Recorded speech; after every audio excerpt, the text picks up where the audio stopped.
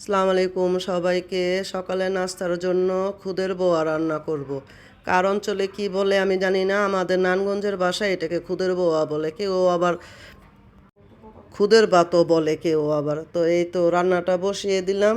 তারপর একটু আলুর ভর্তা আর একটু ডিম ভর্তা বানাবো। দমটা বের হয়ে যায় এর জন্য একটা লং দিয়ে দিলাম ঢাকনার মধ্যে। দিয়ে দিলাম কয়েকটা কাঁচামরিচ।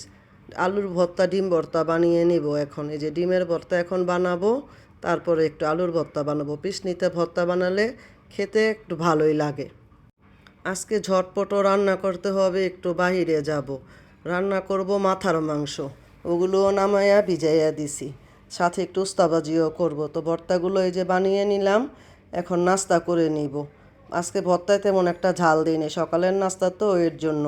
একা একা নাস্তা করতেছি, আজকে আমার সাথে গুড়িয়া নাই, ও শুইয়া রইছে। এতে একটু লেবুর চাও খেয়ে নিলাম। আমি দুধ চাটা খুব কম খাই।